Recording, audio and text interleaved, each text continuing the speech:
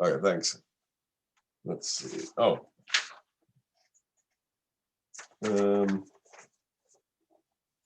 So you have this proportionality statement. It says the force of gravity is inversely proportional to the distance squared.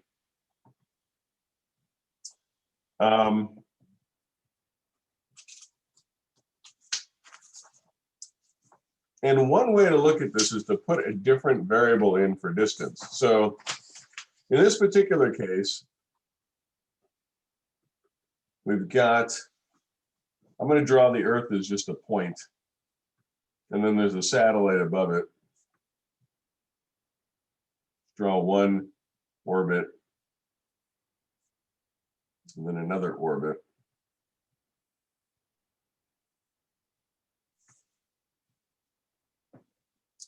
Do I have room to draw?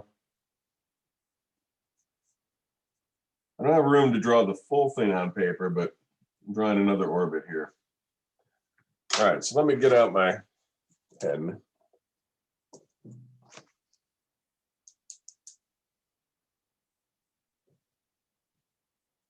So this in here is the Earth.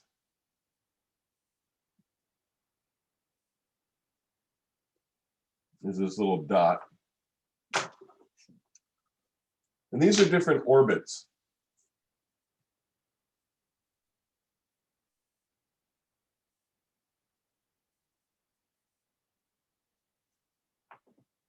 And what I'm going to put here is I'm going to use the variable d.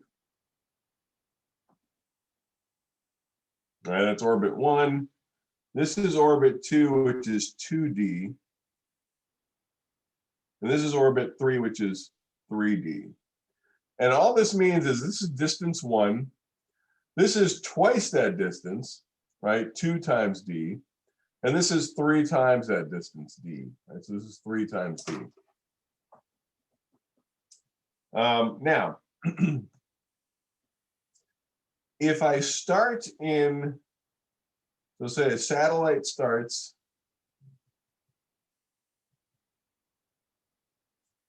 at distance d away from Earth's center and moves to distance 2d. So twice the original distance.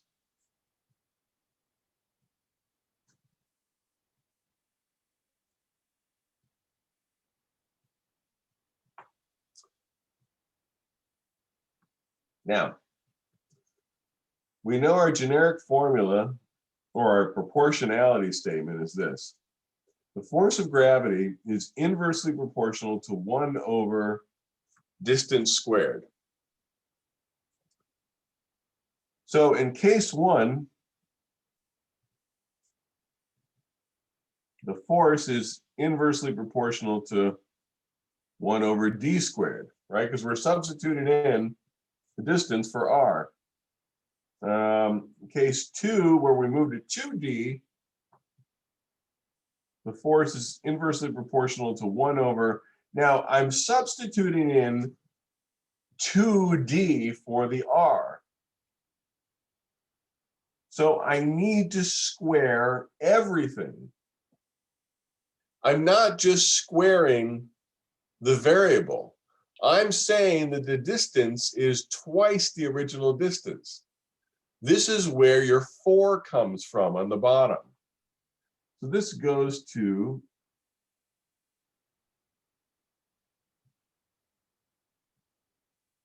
right. This is just algebra. 2 squared is 4. Oh, d. D squared is just d squared. We don't know what d is. D is some distance that is being doubled. You could do the same thing with tripling the distance, right? Let's triple the distance.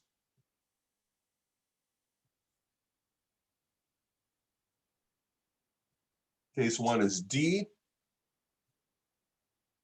Case 2 is 3D. Right? So R, in this case,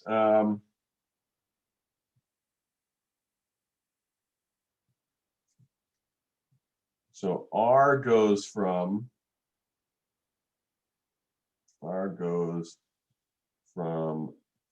D to 3D. Right? If I substitute in for R, the initial case is D squared, right? Then I substitute in, I get, or I move the thing to 3 times the distance, and I go to 3D squared, right? This is my R. My R is now 3D, right? This thing is, if I take and square the 3, I get a 1/9D squared. Right, so in this case, FG2 is 1/9 of FG1. Right, this here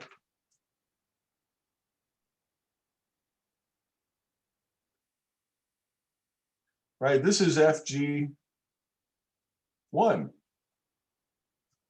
I now am 1/9 of that.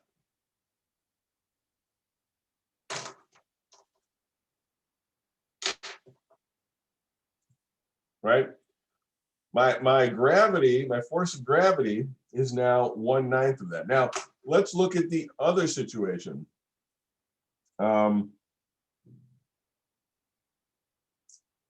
The other situation is starting off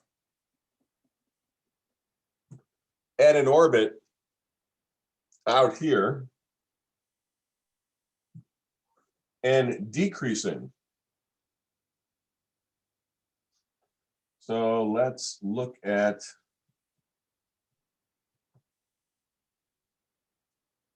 decreasing the orbit distance.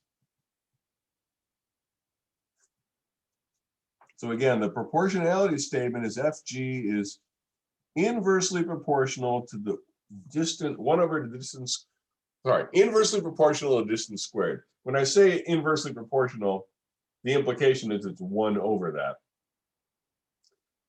So this is the general equation. My initial distance is D.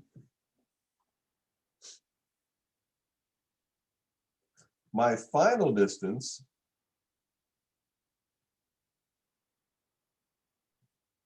is, let's say we divide D by 3, right? 1/3 the distance. So now this, up here, right, we increased the distance. So we wound up with our force of gravity is 1/9 of the initial force. Now we're actually decreasing. So our initial distance is D. Let's write this FG. We'll call this 1 and 2 again.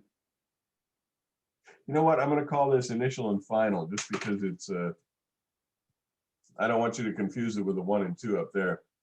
My initial force of gravity is directly proportional to 1 over, and I'm substituting in the distance for R, right?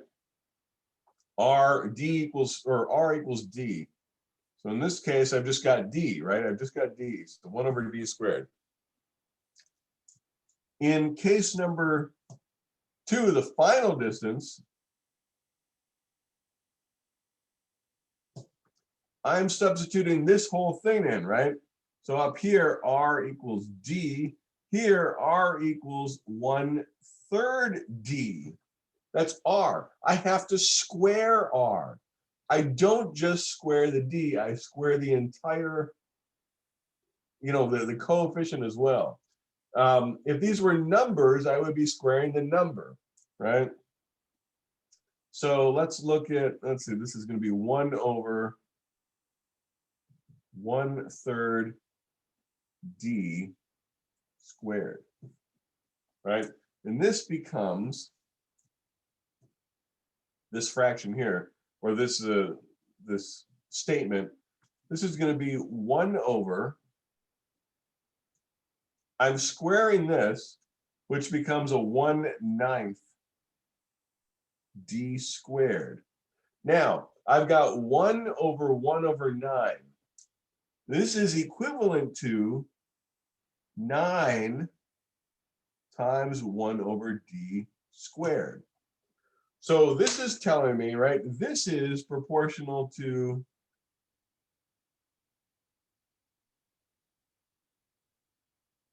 the initial gravitational force.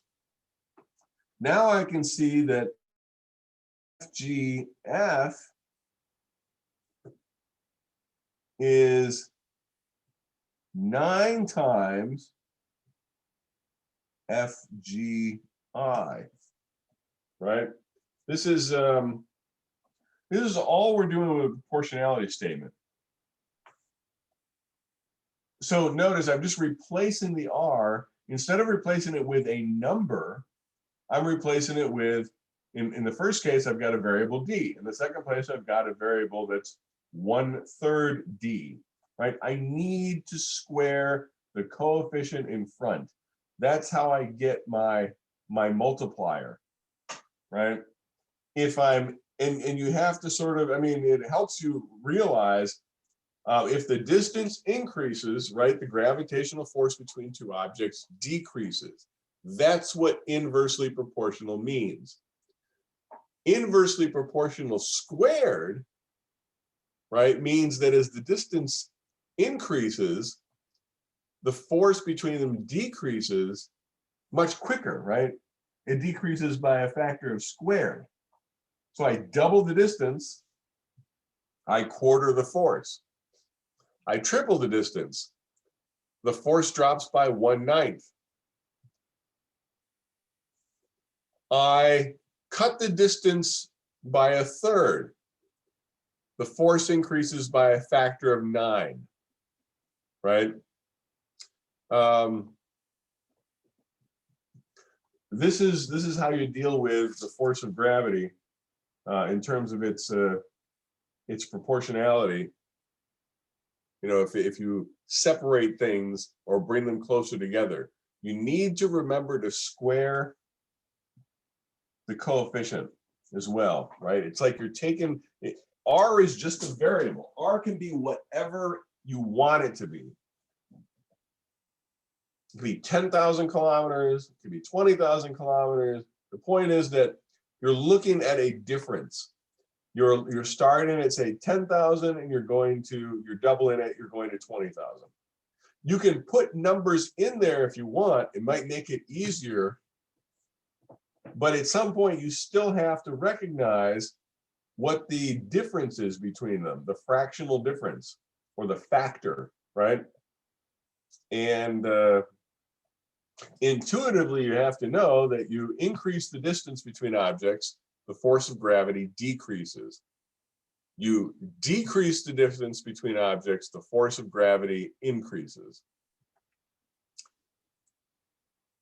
All right, so that's more detail on number 16. I don't know if that helped you or what, but are there any questions in particular about? I'm sorry. Yep. I'm sorry. Can you put back the paper on the top of this one, because I need a little This bit. one? Yeah. Thank you. Oh yeah, sorry, I didn't keep this up there very long. It's a 9.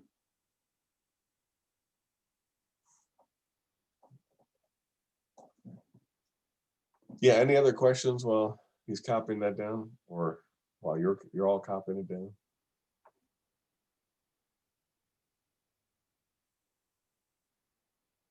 All set, thank you. Okay. Number 17, I don't actually have a multiple or poll question for. So we'll just talk about this. In a place out in space, far from any gravitational influences or friction, a rock is thrown. Describe the motion of the rock after it's released. And I looked at this, I'm like, you know what? I'm not, there's too many ways to make up a multiple choice for this. So we're just going to talk about it. So you're in space, there's no friction, right? And there's no gravity. So you throw this rock and there's nothing to pull it. Since there's no gravity, there's nothing to pull it in any direction downward, right? It's not like on Earth, you throw something and it starts falling the instant it leaves your hand, right? There's no gravitational influence. Also, there's no friction, right? So there's nothing inhibiting it or slowing it down.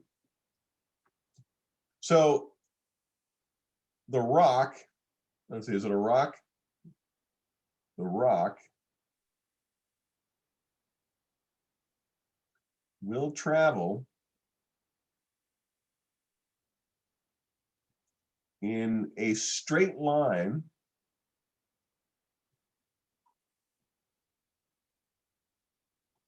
right? So no gravitational force pulling it down or pulling it up or sideways at the speed it was thrown at, or the speed it was thrown.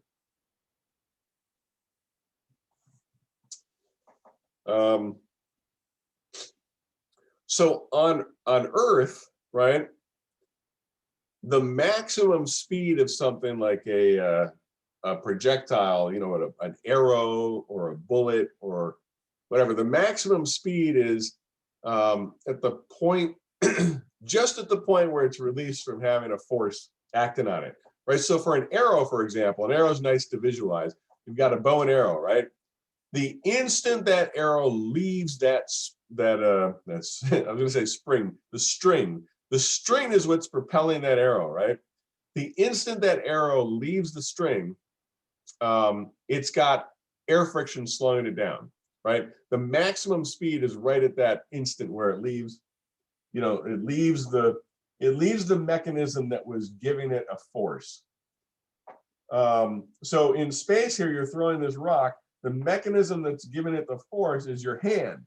As soon as it leaves your hand, whatever that speed is, right, it's going to travel, it's going to continue on at that speed because there's no air resistance.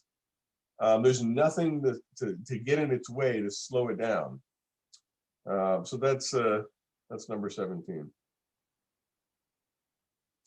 All right, let's see. Oh, the next one is, let's go to the poll. All right, so it looks like we already got 11 people in the poll here. What's this say? Number of people who are following along. All right, so if you haven't logged in, again, this doesn't tell me who you are. This only tells me, you know, how many people have registered or have. Now you can register. I don't have the premium. You know, I can ask for you to register, and so I can see, oh, you know, so and so answered this, so and so answered that.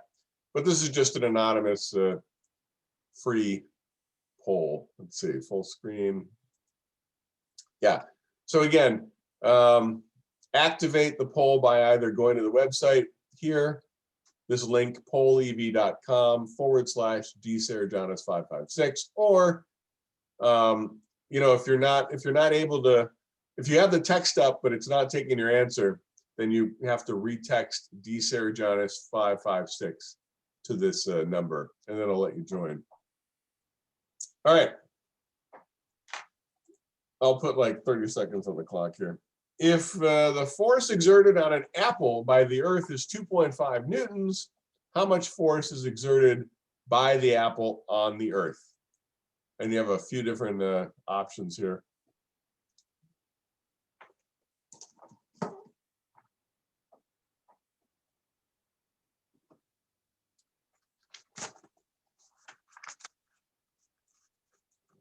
In this packet. Yeah. Not today, but this week.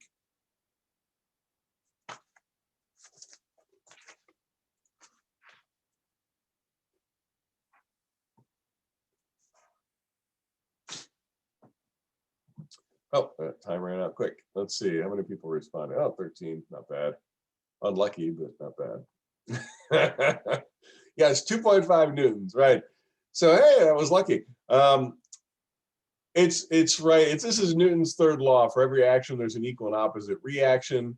If the Earth exerts a force of 2.5 newtons on an apple, right, the apple's exerting the same force. This is also just the gravitational. Gravitational. This is just an action-reaction pair. So let me write that down. Excuse me, but how to respond if it doesn't show the letters A, B, C, or D? Did it not show the letter?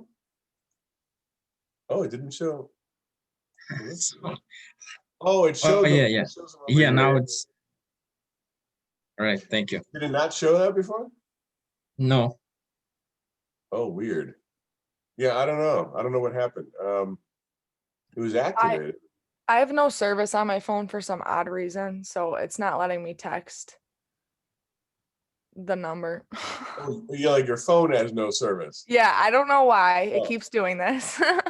Well, I'm not going to penalize you for that. In fact, I'm not penalizing anyone for. Oh, that's what happened. I see. You know what happened, Victor? The time ran out, and so when the time ran out, the letters disappeared. Okay. That's probably what happened because it shows like the time just ran out. So if I restart the timer, you see the letters show up again, and it gives you 30 seconds. All right, there's always some glitch at the beginning of a class with this thing. All right, the force exerted, yeah, so let me just write this down, 2.5 newtons. You can look at this as an action-reaction pair.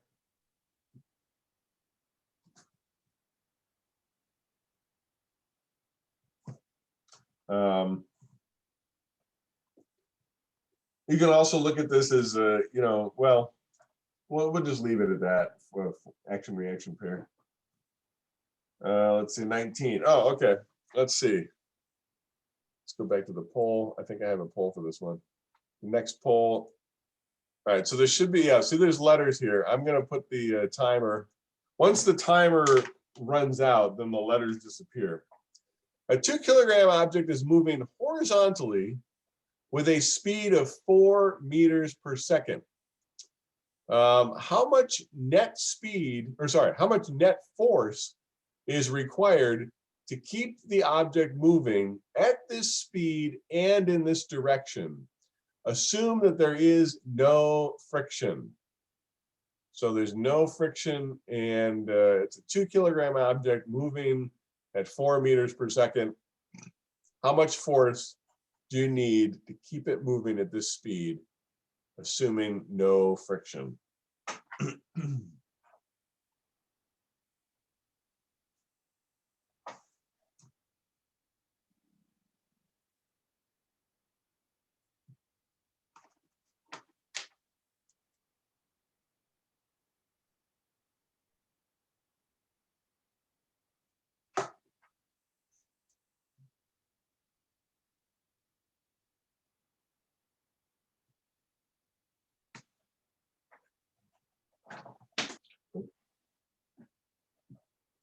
Oh, 9 seconds.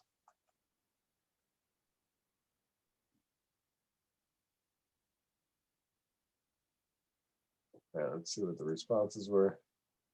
Ooh, oh, okay. So 2-kilogram object moving horizontally. Let's see. Oh, I didn't put the answer on this one. Oh man. All right. So 0 newtons is the correct answer. So the key to the understanding this question is that there's no friction. So let's go to the document camera here, which is there. It is. All right. No friction. So I've got this object and it's moving at 4 meters per second, and there's no friction acting on it. So remember Newton's first law: an object in constant straight line motion, right, will remain in constant straight line motion unless acted upon by an unbalanced force. Or an object at rest will remain at rest unless acted upon by an unbalanced force. And the unbalanced force here would be friction. So this thing, there is no friction, there's no unbalanced force. The net force here is 0. Right, so remember, for a net force of 0, you can still have motion. Here, there's no friction to slow it down.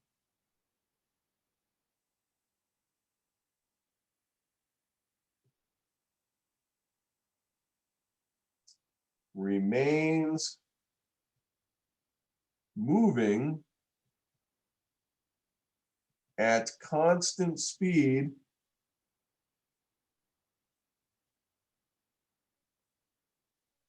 and constant direction.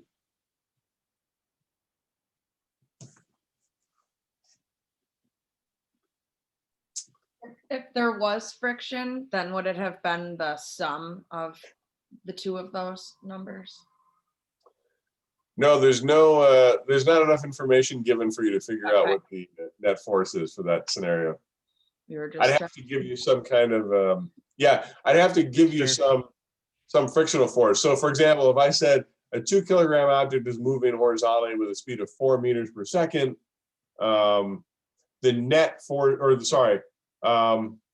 the force of friction is 1 Newton, right? How much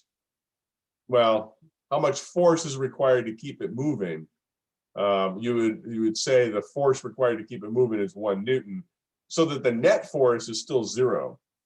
So the net force, as long as you're trying to keep it moving at a constant speed and constant direction, your net force is 0 anyway. But in this case, you're not given enough information to do anything with friction. If you were told that, I just hit the arrow key to move the page, but it all right, let's see if I have a response on this. Oh, good. All right, let's see. Okay. Oh yeah, this is hold on, before we get into these, all these multiple choice are based on this segment here. Let's just go through. I'm gonna give you a situation, and you're gonna indicate which of Newton's laws it refers to, right? So the first law is the law of motion. An object at rest remains at rest, or an object moving at constant velocity, right, constant speed, straight line, unless acted upon by an unbalanced force. That's Newton's first law, or the law of inertia.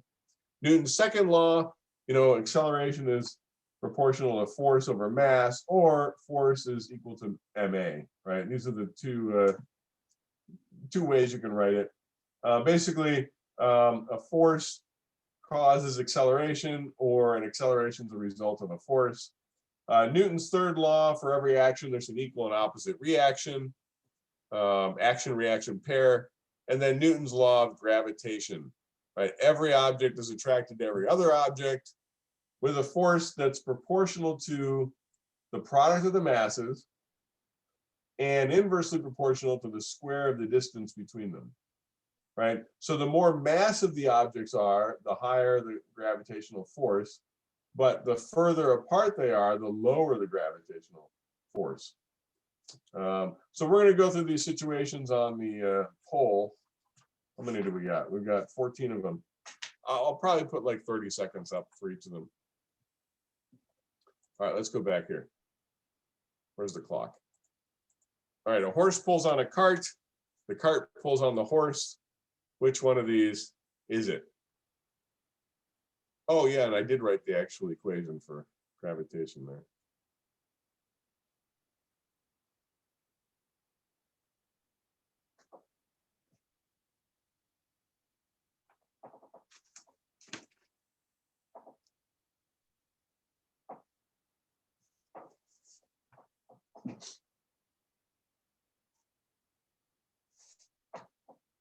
All right, let's see, time's up.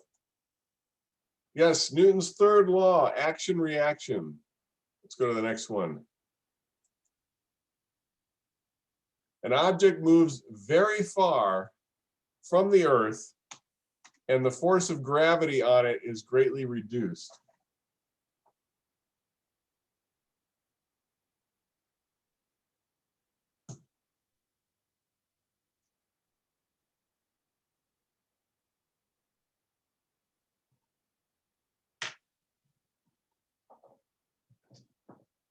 Ten seconds.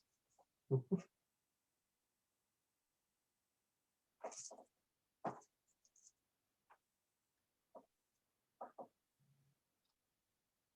right, what do we got? How many? 13 responses. Yes, law of universal gravitation. So an object moves very far from the earth and the force of gravity is greatly reduced. That refers to this portion right here, right? As the distance increases, the force of gravity between two objects decreases. And that's inversely proportional, or well, that is the inversely proportional relationship, but it goes by squared, right? So it's greatly reduced. I didn't even tell you, I didn't give you fractions or anything. It's none of these other ones. So yeah, Newton's law of universal gravitation. All right, next one. To accelerate the car at a greater rate, more force or apply more force by giving it more gas. So what's this referring to? Newton's first law, second, third, or lug?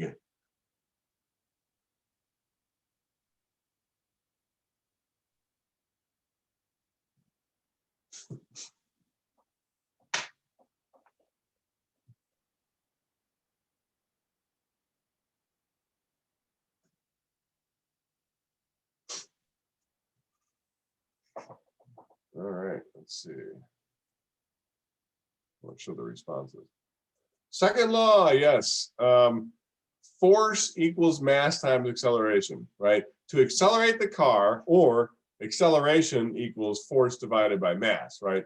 Accelerate the car, apply more force. Well, in this case, we're applying more force by giving it more gas, and we're accelerating it. I was specifically focusing on the relationship between force and acceleration here, not between, you know, an action reaction, like, you know, the cars, or sorry, the tires of a car apply a force to the ground, right, and move the car forward. That would have been more of a action reaction type. And since you're applying a force, you've got a your object is not staying in the scenario that it was in, right? It's not staying at rest or remaining in constant straight line motion. So we're not, this is not Newton's first law. All right, next one. This is like the lightning round stuff. Oops, 30 seconds. Yeah, apparently. Apparently I can't get the, what's going on here? Delete. I guess I gotta type. Oh no, what happened? Hold on, sorry. I didn't mean to deactivate that poll. Somehow this is giving me 33 minutes and that's not what I want. Reset timer. 30 seconds, but I have no idea what, this is so weird. Hockey puck, oh, this the one? Yes. A hockey puck travels across the ice at a constant speed in a straight line. Which of these, which of Newton's laws is this referring to? It travels across the ice at a constant speed in a straight line.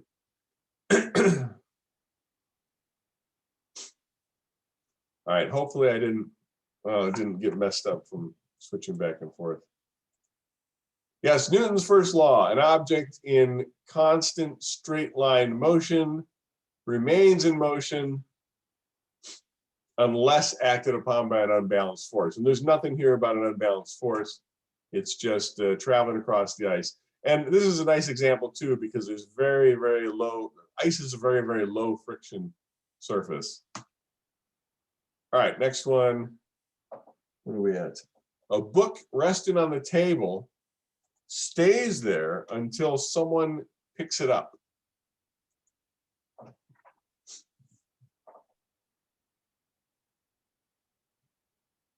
And well, let's see, when we get to the first 9, I'll show you the sheet of paper that I wrote on. So you can write down the, if you missed one, you can write down the answers.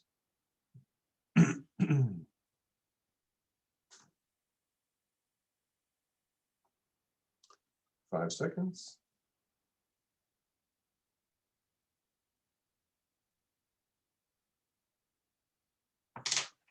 All right. Yes, a first law, most of you got that.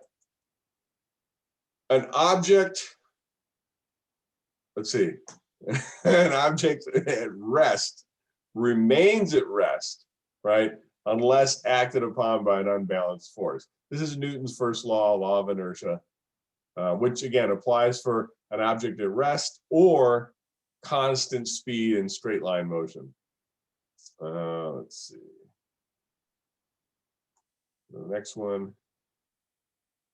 Your foot hurts after kicking a football because the object or the ball exerted a force on your foot. So which law is that?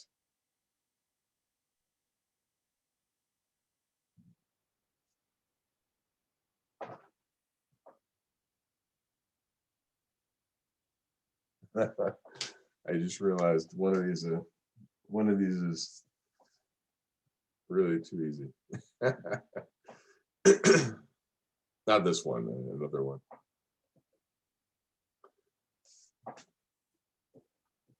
All right, let's see. So responses. Yes, Newton's third law, action reaction, right? You kick the football, you exert a force on the football, the ball exerts a force back on your foot. So the next slide. Oh yeah, there really is a force of attraction between an apple and an orange. What is that? Is that which of Newton's laws is that?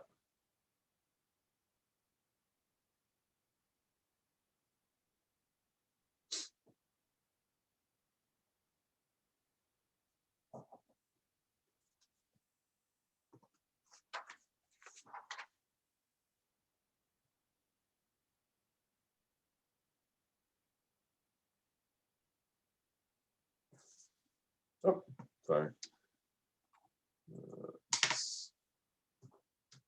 Force of attraction. Okay, so this is this was supposed to be clever, but it's the law of universal gravitation, right?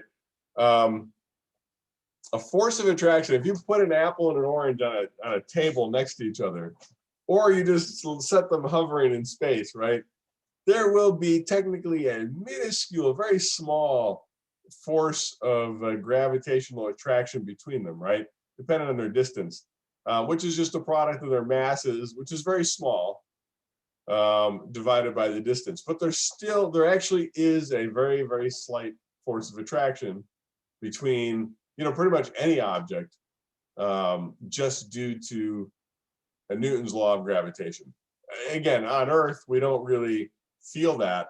And it's not really significant in the time scales we care about, because it's not, you know, everything's being acted on by gravity of the Earth, which sort of dominates.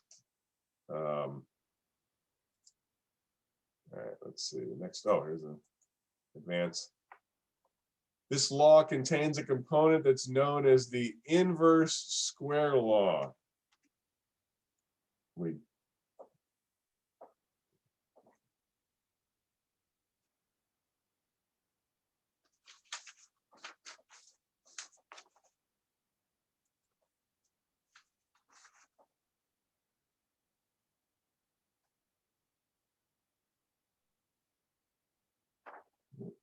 ten seconds.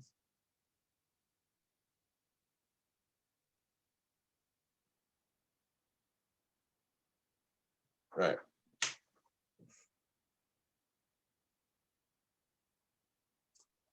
Yes, Newton's law of universal gravitation. In fact, we just spent all that time going over it, right? Inverse square. This is for everything being constant, right? The masses being constant. G is a universal gravitational constant. The force of gravity is inversely proportional to the square of the distance between the two objects. So inverse square law. We should be able to get through. Yeah, we'll definitely get through the first 9. This is the one I was saying was really easy. This law is also called the law of inertia. Let me give you 30 seconds to figure out the answer to this one.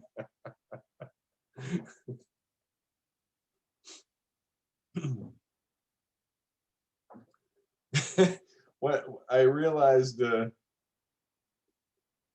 I wanted to put a little reminder next to each of the laws, and I just duplicated the questions. I should have deleted all the commentary. Yes, everyone got this. Yay! Law of inertia, Newton's first law. All right, let me go to the document camera here just for a minute. You can see. Yeah, in case you missed one of them. Oh, LUG is law of universal gravitation, the lug. So these are the ones we just went over. So if you missed one, just take a minute, jot it down. All right. And then we'll go back. We'll finish the next. We got 1, 2, 3, 5 more. We can get those done. Let's see.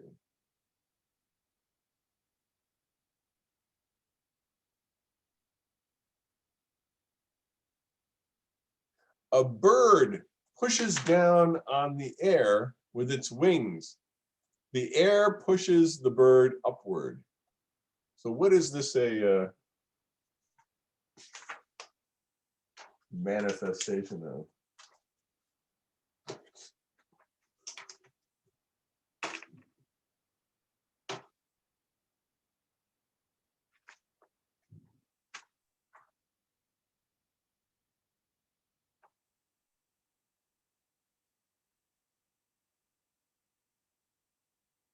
Oops. All right, let's see. Oops. Yeah, most people got this, the third law, right? This is an action-reaction pair, right? The bird is pushing down in the air is pushing back up on the bird. So that's how birds fly, very simply. They push. Let's see. Every body in the universe exerts an attraction on every other proportional to their masses multiplied together, divided by the square of the distance between them. So this is basically describing one of the laws.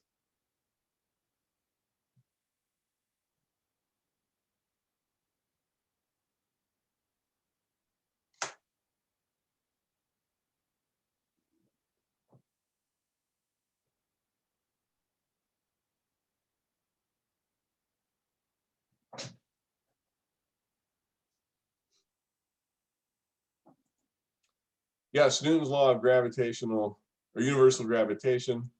That's correct. Let's go through the next one. The relationship between an object's mass and its acceleration and the applied force. Oh, this is, I don't even know why I'm giving you this one. All right, we're just going to answer this one. Forget the responses. The correct answer is B, right? Force equals ma. Yeah, I gave it to you. So let's get to the next one, which is probably, oh yeah, this is a little more. Every object in a state of uniform motion tends to remain in that state of motion unless an external force is applied to it. So go ahead and select Newton's law. And then we got one more. Well, some of these last ones I should just eliminate from the multiple choice. I normally go over them in class and you don't have the answers in front of you, so, or the choices.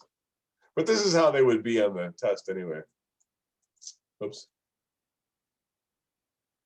Oh yeah, Newton's first law. I was like, why is this grayed out? Newton's first law, correct. And then the next one is, for every action force, there is an equal and opposite reaction force. This should be, I'll put 15 seconds on the clock. This should be quick.